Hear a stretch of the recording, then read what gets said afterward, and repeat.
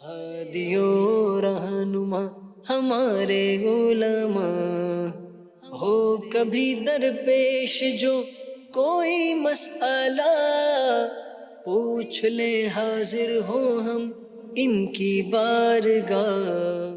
الحمد للہ رب العالمین والصلاة والسلام علی خاتم النبیین، اما بعد فاعوذ باللہ من الشیطان الرجیم، بسم اللہ الرحمن الرحیم۔ الصلاة والسلام علیک یا رسول اللہ وعلی آلک واصحابک یا حبیب اللہ، الصلاة والسلام علیک یا نبی اللہ وعلی آلک واصحابک یا نور اللہ۔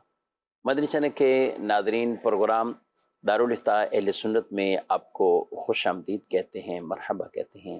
اللہ پاک ہم سب کو دین اسلام کے احکامات سیکھ کر سمجھ کر ان پر عمل پیرا ہونے کی توفیق عطا فرمائے۔ ہمارے پیارے رسول صلی اللہ علیہ وآلہ وسلم کا فرمان عظمت عالی شان ہے، زینوا مجالسکم بالصلاۃ علیہ فإن صلاتکم علیہ نور لکم یوم القیامہ۔ اپنی مجلسوں کو مجھ پر درود پڑھ کر آراستہ کرو، خوبصورت بنا لو، کہ تمہارا مجھ پر درود پڑھنا قیامت کے دن تمہارے لیے نور ہوگا۔ صلو علی الحبیب صلی اللہ تعالی علی محمد صلی اللہ علیہ وآلہ وسلم۔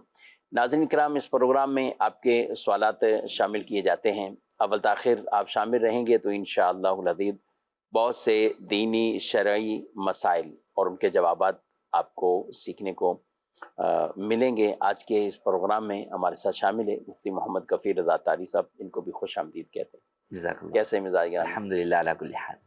ماشاءاللہ۔ بڑھتے ہیں آپ کے سوالات کی طرف۔ دارالفتاء میں میرا مفتی صاحب سے یہ سوال ہے کہ دیکھا گیا ہے کہ لوگ اپنے گھروں کے اندر شوق پہ اسد، شیر، چیتا اس طرح کے جانور پالتے ہیں، تو اس کی پالنا کیسا اور ان جانوروں کی کیا شرعی رہنمائی ہے، ذرا بتائیے۔ جی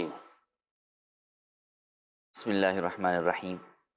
جانور جو ہے وہ دو طرح کے ہوتے ہیں، ایک پالتو جانور ہیں اور ایک جو ہے وہ غیر پالتو جانور ہیں۔ تو پالتو جانور پالنے میں تو کوئی حرج نہیں ہے، مگر شرط یہی ہے کہ ان کو پالنا شوق کے لیے ہو یا کسی ضرورت کے لیے ہو۔ بہرحال ان کے دانے پانی کا اچھے طریقے سے خیال رکھنا اور ان کو تکلیف اور ایذا سے بچانا ایک حق ہے اس جانور کا، جو کہ اسلام نے ہم پر لازم کیا ہے۔ کوئی بھی جانور آپ نے پالا لیکن آپ اسے جو ہے وہ بھوکا رکھتے ہیں یا آپ جو ہے وہ اسے تکلیف میں جو ہے وہ رکھتے ہیں، تو بہرحال جو ہے وہ آپ کو ہرگز اس بات کی اجازت نہیں ہے۔ اب جہاں تک یہ ایک فی زمانہ بھی لوگ شوق کے اندر جو ہے وہ جو غیر پالتو جانور ہیں ان کو پالتے ہیں، جیسے انہوں نے بیان بھی کیا کہ درندے جو ہیں، چیل یا جناب یہ شیر، چیتا وغیرہ، تو یہ پالنا بھی اس حد تک تو جائز ہے کہ وہ جانور کو آپ نے جو ہے وہ رکھا ہوا ہے پنجرے میں، اس اعتبار سے جو ہے وہ، اور اس کے دانے پانی کا اچھے طریقے سے خیال کرتے ہیں، تو یوں اس حد تک جائز ہے۔ لیکن عام طور پر اس طرح کے رکھنے والے ان چیزوں کی وجہ سے غرور و تکبر میں مبتلا ہو جاتے ہیں اور ان چیزوں کے ذریعے سے جو ہے وہ تکبر کا اظہار جو ہے وہ کر رہے ہوتے ہیں۔ تو بہرحال اس طرح کے جو لوگ یہ جانور پالتے ہیں تو ان میں ایک متکبرانہ صفت جو ہے وہ پیدا ہوتی ہے، یا وہ اس چیز کی طرف جو ہے وہ جاتے ہیں، یا اس کے علاوہ وہ فضول لغویات میں ان جانوروں کے ساتھ جو ہے وہ لگے رہتے ہیں۔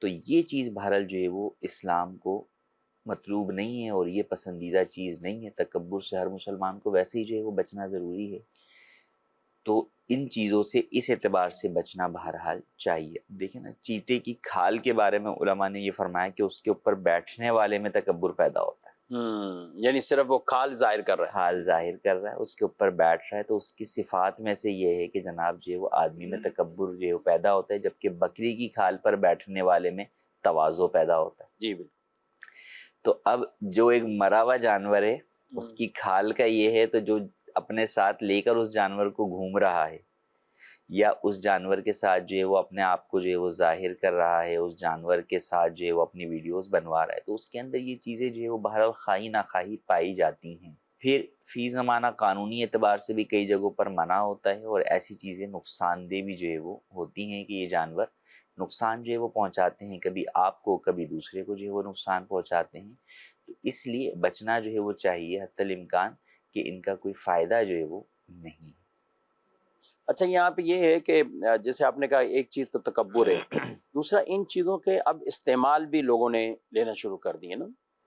ہم دیکھیں تو سندھ میں کم ہے، پنجاب میں قدر زیادہ ہے، اور پھر جیسے جیسے علاقے ہیں مختلف علاقوں میں یہی چیزیں مختلف میلے ٹھیلے وہاں ہوتے ہیں، تو اس میں باقاعدہ کرائے پر رینٹ پر، یعنی اس کو ذریعہ آمدنی بنانا. اب وہ کوئی جائز کام تھوڑی ہوتے ہیں، وہ کوئی کہیں سرکس ہے تو کہیں جی کچھ اور ہے، تو یہ اپنے جانوروں کو وہاں پہ بطور خاص اس موقع بیچتے پر ایک اور اس میلے کو بڑھانا ہوتا ہے. اور یہ تو ہے کہ صرف لے جانا، جا کے وہ پنجرہ لے کے اور وہ شیر دیکھتے ہیں لوگ. دوسرا پھر وہ اگلا پہلو آ جاتا ہے کہ ایسے جانوروں کو پالتے ہیں اور پھر ان میں لڑائی مقصود ہوتی ہے، وہ جی. چاہے پالتو جانور ہوں اور چاہے غیر پالتو غیر جانور، پالتو جانور. تو ان میں وہ مختلف میلوں پر لڑائیاں کرواتے ہیں جی، اور جانوروں. یہ میلوں میں یا سرکس میں جو ان جانوروں کو کرتب دکھانے والے ہوتے ہیں، تو وہ تو جو جانور ہوتے ہیں وہ کرتب اسی صورت میں دکھاتے ہیں جب یہ ان کے اوپر ظلم کرتے ہیں. ظلم کس طرح کرتے ہیں کہ انہیں بھوکا پیاسا رکھ کر جو ہے وہ اپنا مطیع و فرما بردار بناتے ہیں کہ وہ ان کے اشاروں کے اوپر چلتے ہیں.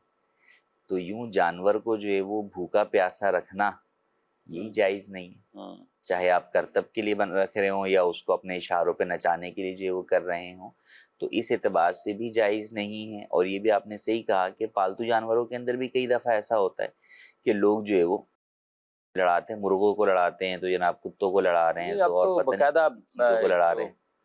یہ بھیڑ ہے، اس کو جی جی، اس کا جو ہے دمبا بھیڑ جو ہے وہ دمبے کی لڑائی الگ ہوتی ہے، بیل کی باقاعدہ، جو ہے اونٹوں وہ کی الگ شروع. ہوتا ہے. جی اونٹوں کی تو ایسی بعض ویڈیوز بھی بھیجی لوگوں نے اور دیکھی بھی کہ جس میں باقاعدہ اتنا زخمی ان کا اونٹ جہاں سے پکڑ لیتا ہے وہ آسانی سے اس سے چھڑانا تو نہیں ہے، تو دوسرا اونٹ ہی نڈھال ہو جاتا ہے، یعنی اس کی گرفتی ایسی ہوتی ہے. اب اونٹ ہیں، اسی طرح بیل لڑ رہے ہیں، اور یہ دمبوں کی لڑائی ہو رہی ہے، اور مرغے تو عام ہیں کہ لوگ اس میں وہ پڑے ہوئے ہیں. پھر ریچھ ہے تو اس کے اوپر 5-6 شکاری کتے چھوڑ دیے، اور کتوں کی آپس میں بھی ہوتی ہیں، لیکن ریچھ کا مقابلہ یہ 5-6 کتوں کے ساتھ. یعنی یہ ایک میلے کا وہ بنا لیا کہ یہی اس کا حسن ہے اور یہی ابھی میلہ ہے. کتنا جو ہے وہ ظلم و بربریت کی بات ہے نا کہ آپ دیکھیں کہ ایک جانور کو جو ہے وہ آپ جو ہے وہ دوسرے جانور کے رحم و کرم پر چھوڑ رہے ہیں، وہ زخمی ہو رہا ہے، تکلیف ہو رہی ہے اس کو، یا بسا اوقات وہ ہلاک بھی ہو جاتا ہے، لیکن آپ جسٹ جو ہے وہ دو کے درمیان کی لڑائی کو انجوائے جو ہے وہ کر رہے ہیں. پھر یہی وہ صفات ہوتی ہیں کہ جو لوگ بے حس ہو جاتے ہیں نا، تو پھر آگے جب دو انسان بھی لڑ رہے ہوتے ہیں تو انہیں مزہ آ رہا ہوتا ہے، بلکہ ان کی یہ کوشش ہوتی ہے کہ یار یہ ٹھیک ہے، یہ لڑیں تو ہمیں جو ہے وہ خوشی جو ہے وہ ہوگی، دیکھتے ہیں کون جیتتا ہے. تو انسانیت یا جانوروں پر بھی جو ان کے حقوق ہیں اور ان کے اوپر جو رحم ہے، وہ دین اسلام کی بنیادی تعلیمات میں سے ہے. وہ تعلیم ہی یہی ہے کہ آپ نے رحم کرنا ہے، آپ نے کسی کی جو ہے وہ بے بسی سے فائدہ نہیں اٹھانا، اسے انجوائے نہیں کرنا. حتیٰ کہ ذبح کے وقت تک یہ کہا گیا نا کہ ذبح کرنا ایک اسلامی حکم ہے. کسی بھی جانور کو آپ حلال کرنے کے لیے جو ہے وہ ذبح کرتے ہیں، ذبح شرعی کرتے ہیں، اللہ کا نام لے کر ذبح کرتے ہیں، مگر اس وقت بھی آپ اس کی بے بسی کو انجوائے کریں، آپ لطف اٹھائیں، وہ بہرحال جو ہے وہ جائز نہیں ہے. تو اس سے بچنا چاہیے. اور میں نے جو شروع میں کہا کہ پالتو جانور، تو اس میں ایک اور پہلو بھی ہے کہ ہمارے ہاں عام طور پر میڈیکل یا معاشرتی علوم کے اعتبار سے، سوشل اسٹڈی کے اعتبار سے، یا اور دیگر چیزوں کے اعتبار سے آپ کہیں تو کتے کو پالتو جانور سمجھا جاتا ہے. لیکن شرعی اعتبار سے کتا جو ہے وہ بہرحال پالتو جانور نہیں ہے، کہ اس کو پالنا جائز نہیں ہے. کتے کو پالنے کی وجہ سے بلا ضرورت شرعی اگر آپ پالتے ہیں، بلا حاجت شرعی پالتے ہیں، تو کتا گھر میں رکھنے کی وجہ سے گھر میں رحمت کے فرشتے داخل نہیں ہوتے. دوسرا یہ کہ کتا پالنے کی وجہ سے آپ کی نیکیاں جو ہے وہ روز بروز کم ہوتی رہتی ہیں، نیکیوں میں نقصان ہوتا رہتا ہے. یعنی جو شوقیہ طور پہ جو شوقیہ پالتے ہیں، ایک یہ ہے کہ آپ نے جو وہ گھر کی حفاظت کے لیے رکھا ہوا ہے یا کھیتوں وغیرہ کی حفاظت کے لیے کتا رکھا ہوا ہے، تو وہ ٹھیک ہے، ضرورت کے مطابق وہاں پر شریعت نے اجازت دی ہے، وہاں گناہ نہیں ہے. لیکن اس کے علاوہ جو لوگ جناب شوقیہ پال رہے ہیں، یا جو غیر مسلم اقوام کی جو ہے وہ اتباع کے اندر یا ان کو فالو کرنے کے لیے گھروں میں شوقیہ رکھے ہوئے ہیں، اپنے بیڈ پر اپنے ساتھ سلا رہے ہیں، ہاں اب تو اور گاڑیوں میں گھما رہے ہیں، بائکوں پہ گھما رہے ہیں. تو یہ سارا جو ہے وہ بالکل بھی ایک مسلمان کو زیب نہیں دیتا کہ بہرحال کتا جو ہے وہ ایسا جانور نہیں ہے جس سے اس طرح اپنے ساتھ جو ہے وہ رکھا جائے. حدیث پاک میں منع فرمایا جس گھر میں کتا اور جاندار کی تصویر ہو اس میں رحمت کے فرشتے داخل نہیں ہوتے. دارالتحفیظ اہل سنت سے بڑا تفصیلی فتویٰ جانوروں کو لڑائی کرانے کے حوالے سے یہ جاری ہوا ہے، اور دارالتحفیظ اہل سنت کی ویب سائٹ پر بھی یہ فتویٰ موجود ہے. اس میں ایک حدیث پاک ہے، نہا رسول اللہ صلی اللہ علیہ وآلہ وسلم عن التحریش بین البہائم، کہ حضرت عبداللہ بن عباس رضی اللہ تعالی عنہما سے مروی کہ رسول مکرم صلی اللہ علیہ وآلہ وسلم نے جانوروں کو آپس میں لڑوانے سے منع فرمایا. تو ایک مسلمان کے لیے یہی کافی ہے کہ اللہ کے نبی صلی اللہ علیہ وآلہ وسلم نے اس کام سے منع کیا ہے، اور پھر اس کے اندر صرف جانور کو لڑانا نہیں بلکہ آپ اس پورے میلے کا حصہ بن رہے ہیں، اور آپ وہ پھر اس کے اندر کفیل صاحب جوئے بھی تو لگتے ہیں، ایک انعام ہے اور ایک جوئے. اور بعض جگہوں پہ یہ سنا ہے کہ جس کا جانور ہار جاتا ہے نا تو وہ جانور ہی وہ لے جائے گا. جی، یعنی وہ اس کا مطلب تم نے صحیح ٹریننگ نہیں کرائی اور اس جانور کا تم حق ہی نہیں رکھتے. اور لوگ بھی ایسے ہیں کہ وہ اپنے ہارنے والے جانور کو گویا کہ ساتھ لے جانے کے لیے تیار نہیں، اور لڑائی کے دوران بھی تو ان کو مختلف مارا جانا یا کچھ کیا جانا تاکہ یہ اس طرح لڑیں. تو اللہ کے لیے سلیم عطا فرمائے. ایسے میلوں میں اور اس طرح کے جھمپٹوں میں بالکل ہمیں نہ جانا ہے، نہ شرکت کرنی ہے، خود بھی بچانا ہے اپنے آپ کو، اور جہاں تک ہو یہ نیکی کی دعوت، یہ پیغام بھی ہمیں پہنچانا چاہیے. دارالتحفیظ سنت کا یہ فتویٰ آپ پہنچائیں. یہ ہمارا ویڈیو کلپ جو ہے بعد میں سوشل میڈیا پر دارالتحفیظ سنت کے یوٹیوب اور فیس بک پر اپلوڈ بھی اس طرح کے ہوتے ہیں، تو آپ یہ ویڈیو کلپ ہی بھیج دیں گے تو انشاءاللہ جنہوں سمجھنا ہوگا تو ضرور امید ہے کہ انشاءاللہ سمجھنے کی طرف وہ آئیں گے. مزید سوال یہ ہے کہ جائے نماز پر تصویر بنی ہو تو نماز پڑھ سکتے ہیں، جیسے حجر اسود کی ہو یا مقام ابراہیم کی ہو؟ اچھا، آپ نے حجر اسود اور مقام ابراہیم کی مثال دے دی، تو میں پہلے جو شروع میں تصویر ہے تو میں سوچنے لگ گیا کہ آپ جائے پہ نام آ رہے تھے اور اب تصویریں بھی شروع ہو گئی ہیں کیا؟ مختلف ہے اس طرح کی. تو ہمارا دونوں کا مسئلہ شامل کر لیتے ہیں. انہوں نے حجر اسود کہا ہے اور مقام ابراہیم. نام مزید اس میں عمومی طور پہ خانہ کعبہ، گنبد شریف یہ بنا ہوتا ہے، کیا کہتے ہیں؟ بالکل نماز پڑھ سکتے ہیں، اس میں کوئی حرج نہیں ہے. کعبۃ اللہ شریف کا عکس بنا ہوا ہے، گنبد خضرا کا عکس بنا ہوا ہے، کسی مسجد کا عکس بنا ہوا ہے، مقام ابراہیم یا حجر اسود کا عکس بنا ہوا ہے، تو کوئی حرج نہیں ہے، آپ اس پر جو ہے وہ نماز ادا کر سکتے ہیں. البتہ اس اعتبار سے اس کا خیال رکھنا چاہیے کہ اب نماز پڑھنے کے بعد بسا اوقات ہوتا ہے آپ گھٹنا اس پہ رکھ کر بیٹھے ہوئے اس تصویر پر، یا کوئی اور آتا جاتا گزرتا ہوا اس کے اوپر پاؤں رکھ کر جو ہے وہ چلا جائے. تو اس اعتبار سے احتیاط ضروری ہے کہ ان تصاویر کی پھر بے ادبی نہ ہو، تو بے ادبی سے بہرحال جو ہے وہ آپ کو بچانا ہوگا. اور جہاں تک بات رہ گئی جو ہے وہ جاندار کی تصویر، تو دیکھیں جاندار کی تصویر ایسی تصویر جس میں اس کا چہرہ واضح ہو، وہ تصویر اگر جائز سجدہ پر ہوگی تو اس پر سجدہ کرنا جو ہے وہ حرام ہوگا، اور وہ نماز بھی جو ہے وہ آپ کی مکروہ ہے، تحریمی ہوگی، اس کو دہرانا لازم ہوگا. عام طور پر ایسا ہوتا نہیں ہے، بسا اوقات تصویر ہوتی ہے کعبۃ اللہ شریف کی اور اس کے ارد گرد کچھ جو ہے وہ کبوتر یا پرندے کے شیڈ جو ہے وہ ظاہر ہو رہے ہوتے ہیں، لیکن اس کے اندر چہرہ واضح نہیں ہو رہا ہوتا. وہ عکس کی صورت کے اندر جو ہے وہ فقط جو ہے وہ پرندے کا وہ تو بنا ہوئے باڈی، لیکن اس میں چہرے کے نقوش یا جو ہے وہ واضح نہیں ہو رہے ہوتے، تو اس لیے اس کے اوپر بھی نماز پڑھنا جائز ہے، اس میں حرج نہیں ہے. لیکن اگر خدا نخواستہ کل کو کوئی ایسی پرنٹڈ یا رنگین تصاویر یا جناب چھوٹی چھوٹی جو ہے وہ جانوروں کی اس پہ تصویریں کبوتر یا پرندوں کی ہوں جس میں ان کا چہرہ واضح ہو رہا ہو، تو پھر بہرحال اس کے اوپر نماز پڑھنا جائز نہیں ہوگا. صحیح.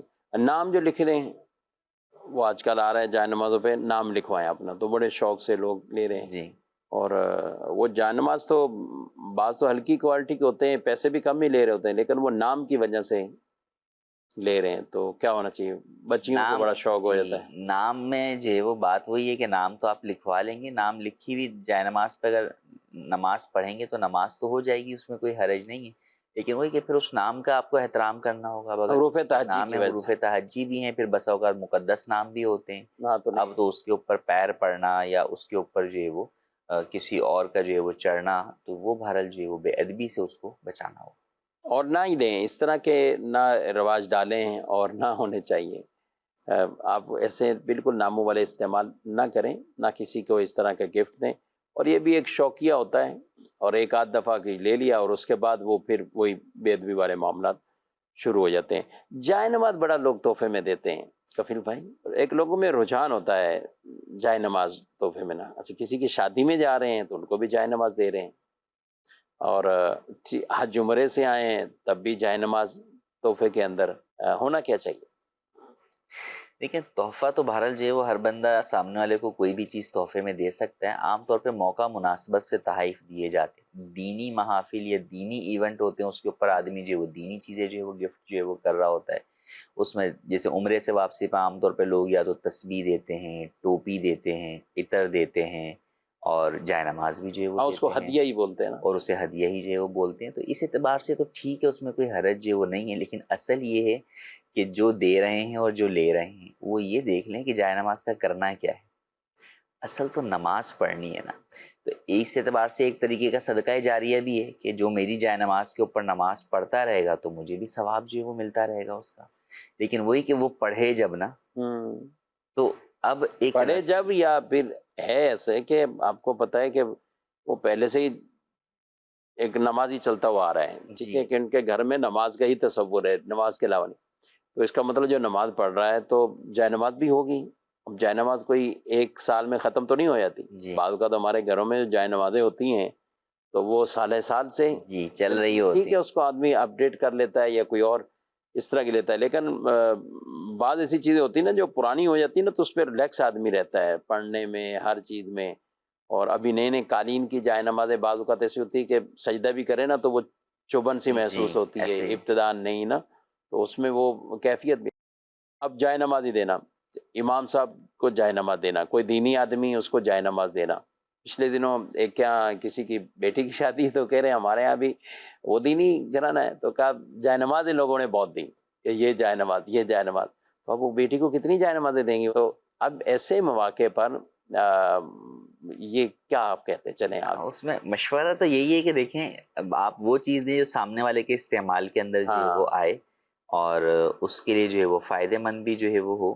کپڑے ہوتے ہیں خواہ نخواہ استعمال میں آ جاتے ہیں، خود استعمال میں آ گئے یا کسی کو آگے آدمی اپنی فیملی میں یا کہیں بھی ایسے ہی ہے. اچھا، پھر ایسی بعض چیزیں وہ ہوتی ہیں جو آپ سیل آؤٹ بھی نہیں کر سکتے نا. ہاں. اب آپ یوں ہی سوچ لیں کہ جیسے برتن گھروں کے استعمال کی چیزیں، لیکن کوئی ہر دفعہ آپ کے گھر پہ آپ کو آ کے ایک نیا برتن پکڑاتا رہے تو آپ میں اتنے برتنوں کا، کیونکہ برتن بھی وہ چیز ہے جو یہ تھوڑی ہے کہ ختم ہو گئے. کپڑے ہوتے ہیں چلیں آپ میکسیمم جو ہے وہ 6 مہینے سال چلا لیں گے، اس کے بعد جو ہے وہ آپ کو چینج ہی جو ہے وہ عام طور پہ کرنے ہوتے ہیں. لیکن جائے نماز یا اس طرح کی جو چیزیں ہوتی ہیں تو وہ بہرحال جو ہے وہ سالوں سال چلتی ہیں، وہ اتنا جو ہے وہ خراب نہیں ہوتی ہیں.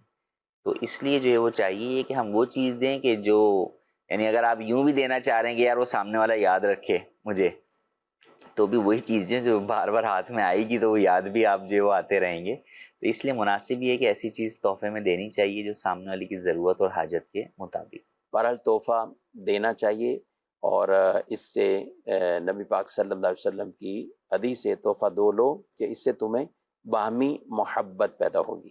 اور جن کو زیادہ جائے نمازیں مل گئیں وہ پریشان بھی نہ ہوں، آپ آگے دے دیں. تو اچھا، بعض کا ایسا ہوتا ہے کفیل بھائی کہ ان کو تو مل گئی ہیں تو ظاہر ہے ہر ایک کو تھوڑی ملتی. تو آپ کے خاندان میں ایسے کئی لوگ ہوتے ہیں جن کو شاید ہو سکتا ہے کسی نے عمرے یا حج سے آنے کے بعد کھجور پانی بھی مشکل سے ملا، کیونکہ وہ تو بعد کا قریبی لوگوں کو ہی ہوتا ہے. جی.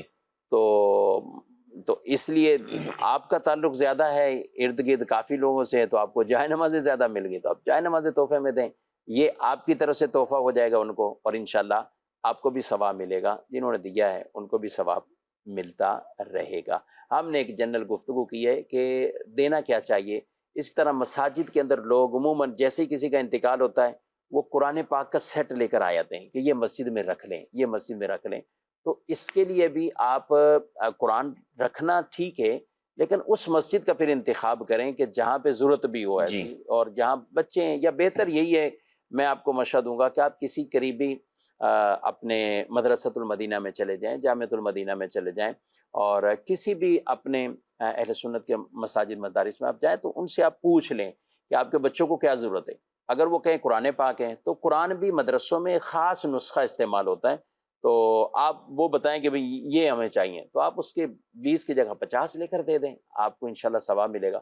لیکن آپ اپنی مرضی سے گئے، مارکیٹ سے لیا، اور بعض اوقات ہم یہ دیکھتے ہیں کہ مدرسے میں اس کو پوری زندگی کوئی ہاتھ بھی نہیں لگاتا، جی ایسے ہی۔ کیونکہ وہ نہ بچہ پڑھ سکتا ہے، نہ منزل یاد کر سکتا ہے، اور جو نہ سیٹ والی آپ نے بات کی، تو پاروں کا سیٹ پہلے ہی بہت رکھے ہوئے پہلے ہوتے بہت ہیں، رہتا ہے قرآن تو اس کی خوانیوں کے اتنی لیے۔ حاجت جو ہے وہ ہوتی نہیں ہے۔ تو وہی بات ہے کہ ضرورت کے مطابق دیں گے، آپ کا مقصد یہی ہے کہ ثواب حاصل ہو۔ جی ہاں، تو جو چیز جتنی پڑھی جائے گی تو ثواب حاصل ہوگا۔ آپ کی چیز اگر رکھی رہے گی بند ہو کے الماری میں، تو آپ کو کم سے کم ایک مرتبہ صدقے کا ثواب تو مل گیا، لیکن جو صدقہ جاریہ والی آپ کی نیت ہے وہ پھر ثواب آپ کو حاصل نہیں ہو پا رہا۔ ہاں، تو یہ چند چیزیں ہوتی ہیں، ہم بعض اوقات چل رہے ہوتے ہیں، جیسا چل رہے ہیں ویسے چلاتے ہیں، تو ایسا نہ چلائیں تو زیادہ بہتر ہے۔ جو زیادہ مفید ہے اسی کو صدقہ کیا کریں تو انشاءاللہ ثواب بھی ملے گا۔ بڑھتے ہیں آپ کے سوالات کی طرف۔ بخت حسن پاک پتن سے بات کر رہا ہوں جی۔ میرا سوال یہ ہے کہ جو فوتگی ہو جاتی ہے اور اس پہ کھانا دیا جاتا ہے، ادھر ہمارے علاقے میں ہے کہ کھانا دیتے ہیں، اور دیتے بھی رشتے دار ہیں، وہ جو دور سے جاتے ہیں وہ یا نزدیک والے کھا سکتے ہیں یا نہیں کھا سکتے؟ گھر والے نہیں دیتے، دوسرے رشتے دار دیتے ہیں، اس کے بارے میں پوچھنا ہے۔ جی، مزید سوال۔ مفتی صاحب سے میری عرض ہے کہ اگر بندہ نماز تسبیح میں بھول جائے رکعت وغیرہ، یا جو اس میں تسبیح پڑھنی ہوتی ہے 10 بار، اس میں بھول جائے، کم پڑھ دے، تو اس کا کیا حکم ہے؟ نماز تسبیح میں اگر کچھ تعداد کم ہوگی تو اگلے رکن میں اس کو پورا کر لیا جائے۔ اگر آپ کی قیام کے اندر کچھ کم ہوئی ہیں تو آپ وہ رکوع میں یاد ہے تو آپ وہ رکوع کے اندر تعداد کو پورا کر لیجیے۔ اسی طرح امام کے پیچھے پڑھ رہے ہیں تو بعد کا تسبیحات کم ہے تو وہ اگلے رکن کے اندر آپ اس کو پورا کر لیں تاکہ وہ 300 بار کی تعداد مکمل ہو جائے۔ یہ جو بھائی کہہ رہے ہیں رشتہ دار دیتے ہیں کھانا، جی، تو کیا کہنا چاہیے؟ میت کے انتقال پر جو پہلے دن یا دوسرے دن یا تیسرے دن 3 دن تک جو کھانا ہوتا ہے، اگر یہ دعوت میت کے طور پر ہے، جس کو ہمارے ہاں عرف میں کڑوی روٹی کا اہتمام کرنا بھی جو ہے وہ کہا جاتا ہے، یا سویم کے دن جو ہے وہ کھانے کا اہتمام کرنے کا کہا جاتا ہے، تو یہ گھر والے کریں یا دیگر رشتہ دار کریں، دونوں کے لیے ہی بطور دعوت اس کا اہتمام کرنا وہ جائز نہیں ہے۔ بطور وہ دعوت کیا کا مطلب؟ موقع نہیں ہے۔ دعوت یہ کہ جس طرح لوگ جو ہے وہ اچھا خاصا اہتمام بھی کرتے ہیں اور باقاعدہ ہر کسی کو پکڑ کے بلا رہے ہوتے ہیں کہ بھئی کھانا کھا کر جانا۔ اب وہ بھلے گلی محلے کا بھی اپنے گھر میں جا کے بھی کھا سکتا ہے، لیکن آپ اسے زبردستی دعوت دے رہے ہوتے ہیں، نہیں آپ کڑوی روٹی کھا کر جانا۔ اچھا، کڑوی بولتے نہیں ہیں یعنی یا بولتے ہیں؟ بعض جگہ ہیں، بعض جگہ پر یہ ہے کہ کڑوی روٹی جو ہے وہ ہے، بھئی کڑوی روٹی کا اہتمام ہے، آپ جو ہے وہ کھا کے جائیے گا۔ اس کا نام ہی اتنا کڑوا ہے، آدمی بھاگ جائے ویسے ہی نہ کھائے۔ بس وہ اصل میں بعض برادریوں کے اعتبار سے پرانے وہ جو چل رہے ہیں، تو وہ اصل میں ان کو اتنا وہ کڑوے لفظ سے وہ نہیں، وہ ہوتا ہی ہے کہ بھئی آج میت کا کھانا ہے یا یوں۔ تو بہرحال اس اعتبار سے تو یہ جائز نہیں ہے، اس سے بچنا ضروری ہے کہ یہ دعوت کا موقع نہیں، غم کا موقع ہے، تو اس موقع کے اوپر کوئی دعوت کی وہ نہیں ہے۔ اب اس کے علاوہ محلے والے یا دیگر رشتہ داروں میں سے کوئی اس طور پہ کھانے کا اہتمام کرے کہ یار جو اہل خانہ ہیں وہ میت کے غم میں جو وہ مبتلا ہیں، وہ ابھی کہاں کھانا وغیرہ بنائیں گے، ان کے لیے اہتمام کرنا، یا وہ رشتہ دار جو دور دراز سے آئے ہوئے ہیں، بس اوقات دیگر شہروں سے بھی آئے ہوتے ہیں، یا بڑے شہر ہیں ان میں بہت دور سے آئے ہوئے ہیں، تو اب وہ رات سے آئے ہوئے ہیں، انہیں صبح تک جو ہے وہ رکنا ہے، آگے جنازہ ہے، پھر اس کے بعد بھی رکنا ہے، اور قریبی رشتہ دار ہیں، بہن آئی ہوئی ہے بھائی کی میت کے اوپر، یا والدین کی اس کے اوپر جو آئی ہوئی، تو اس صورت میں ایسے افراد کے لیے کھانے کا اہتمام کرنا کہ بھئی وہ جو نارمل انہوں نے کھانا کھانا ہی ہے گھر کے اندر، اس کھانے کا اہتمام جو ہے وہ کیا جا رہا ہے، تو وہ جائز ہے، اس میں کوئی حرج نہیں ہے۔ وہ محلے والے بھی کر سکتے ہیں، دیگر اعزاء اقربا بھی کر سکتے ہیں، اور یہ خود بھی کر سکتے ہیں اپنے لیے، اپنی فیملی کے لیے۔ اگرچہ بہتر یہ ہے کہ اس دن وہ فیملی تو جو ہے وہ غم میں ہے، تو دیگر افراد اور سب سے بڑھ کر اس میں اہل محلہ ہوتے ہیں کہ جو ساتھ ہوتے ہیں، پڑوسی ہوتے ہیں، کہ ان کے یہاں کچھ لے کر جائیں، اور اگر وہ نہ کھائیں تو انہیں جو ہے وہ تسلی بھی دیں اور ان کو زبردستی یعنی کہ کھلائیں ان کو جو ہے وہ ان کو منا کر تاکہ وہ کچھ نہ کچھ کھائیں. لیکن یہ نہیں ہے کہ ان کے لیے اپنا کھانا بنانا یا باہر سے منگوانا جائز نہیں ہے. کئی لوگوں کو یہ ہوتا ہے کہ نہیں جناب چولہا نہیں جل سکتا 3 دن تک، تو یہ درست نہیں ہے. چولہا بھی وہ جلا سکتے ہیں، اس میں کوئی حرج نہیں ہے. ٹھیک. دوسرے اہتمام کریں تو یہ اچھی بات ہے، لیکن ان کے اوپر بھی کوئی ضروری نہیں ہے. ہاں جو آپ نے کھلانا ہے دیگر رشتہ داروں نے یا کسی نے بھی میت کے ایصال ثواب کے لیے، تو وہ پھر آپ غربا میں تقسیم کریں، وہ اس کا مصرف ہے زیادہ بہتر، اور اس سے آپ در حقیقت اپنے مرحوم کو جو ہے وہ ثواب جو ہے وہ کریں گے. ٹھیک ہے آپ ایک غریب کو پکڑ کے بلا کے بٹھائیں، لیکن آپ اس کے ساتھ جو دیگر لوگ آئے ہوئے جو امراء ہیں ان کو زبردستی اس طور پر بٹھائیں کہ نہیں جناب آئیں کھانا کھا کر جائیے گا. تو یہ کوئی شادی تھوڑی ہے کہ ہر ایک سے آپ پوچھ رہے ہیں کہ کھانا کھا لیا نہیں. جب وہ زبردستی بٹھائیں یا یہ جو آج کل آنے والے ہی زبردستی بیٹھ جائیں، جانے کا نام ہی نہ لیں کہ وہ سامنے والے انتظار کر رہے ہیں کہ یہ رش کوئی ختم ہو تو ہم مہمانوں کو کچھ کھانا کھلا رہے ہیں، کہ جو دور دراز سے آئے اور جنہوں نے واپسی بھی نہیں جانا تو وہ سمجھ رہے ہیں اب یہ بھی بیٹھے ہوئے ہیں. دونوں کے لیے حکم ہے کہ ایسے افراد کے لیے کھانا بھی جائز نہیں ہے، ان کا کھلانا بھی ایسے افراد کو جائز نہیں ہے. تو جو افراد اس طرح کے ہیں تو ان کو خود بھی سوچنا چاہیے کہ یہ موقع ان کے لیے نہیں ہے اور یہ کھانا ان کے لیے نہیں ہے، تو ان کو نہیں بیٹھنا چاہیے. بسا اوقات تو فی زمانہ وہی کہ اس قدر اس چیز کا رواج ہو گیا ہے کہ اگر آپ منع کر دیں تو لوگ برا مان جاتے ہیں. اگر آپ منع کر دیں کہ یار ہم نے نہیں کھانا تو وہ لوگ برا مان جاتے ہیں. خاص طور پہ جب ہم دینی طبقے والے افراد جائیں اور ہم بولیں کہ نہیں جناب ہم نہیں کھا رہے یہاں پر، تو اس کے اوپر سامنے سے جو لوگ برا مان لیتے ہیں کہ یار ہمارا گھر کا کھانا نہیں کھا رہے آپ، تو حالانکہ وہ شرعی مسئلے سے وہاں پر جو وہ واقف نہیں ہوتے، تو ان کو یہ چاہیے کہ برا بھی نہیں ماننا چاہیے. اور وہی کہ آپ کسی سے بھی وہی دعوتیں ہوتی ہیں جس کے اندر آپ مان بھی رکھتے ہیں، سامنے والے کو زبردستی بلاتے بھی ہیں بٹھاتے بھی ہیں.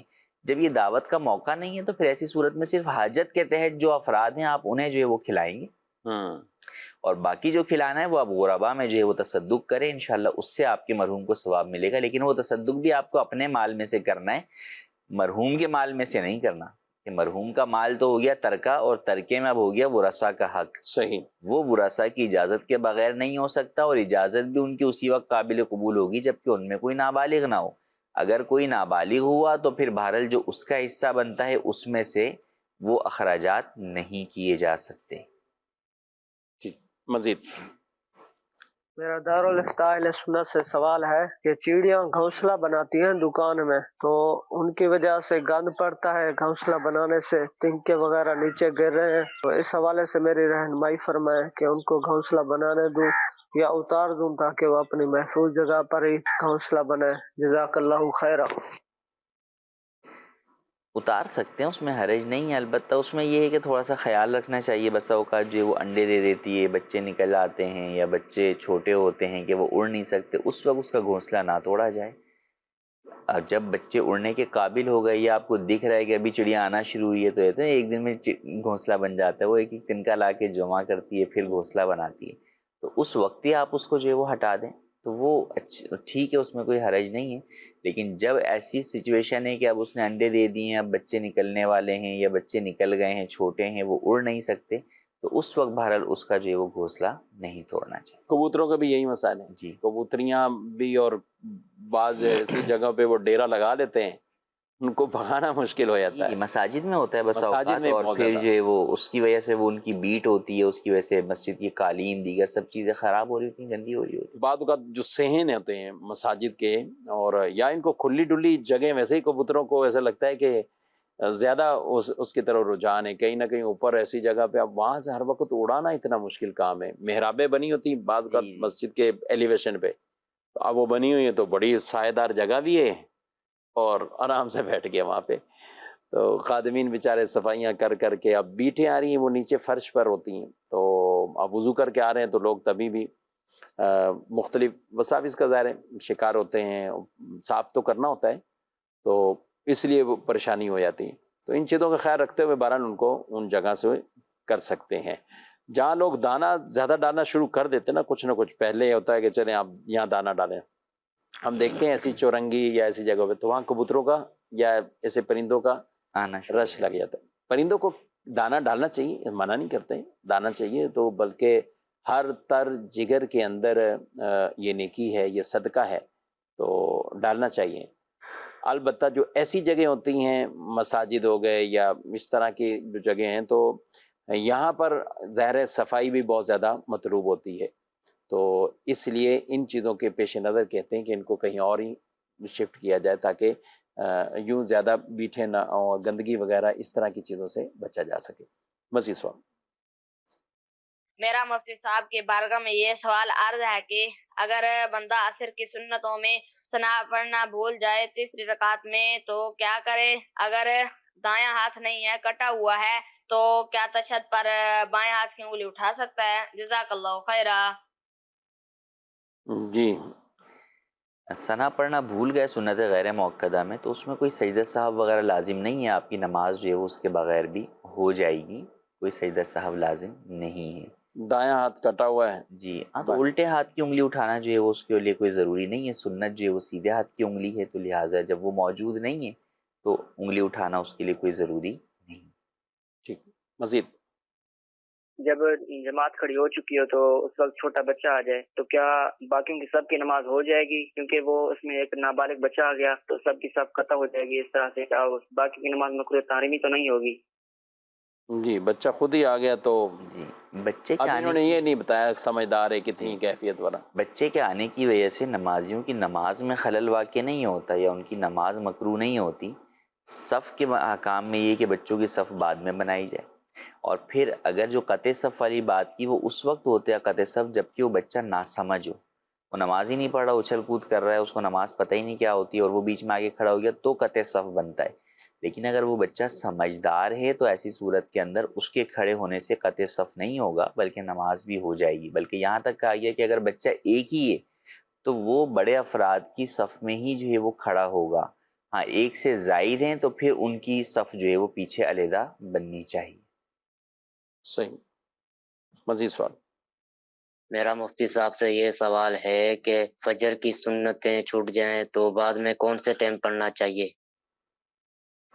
جی، فجر کی سنتیں چھوٹ جائیں تو آپ فجر کے فوراً بعد تو نہیں پڑھ سکتے، جب سورج طلوع ہو جائے اس کے 20 منٹ بعد مکروہ وقت ہوتا ہے، 20 منٹ تک، تو یہ مکروہ وقت گزرنے کے بعد آپ اسی دن ضحوہ کبریٰ سے پہلے ضحوہ کبریٰ جسے عوام زوال کا وقت کہتے ہیں، اس سے پہلے تک اگر اس ٹائم میں بھی نہیں پڑھی تو اب اس کے بعد جو ہے وہ آپ نہیں پڑھ سکتے۔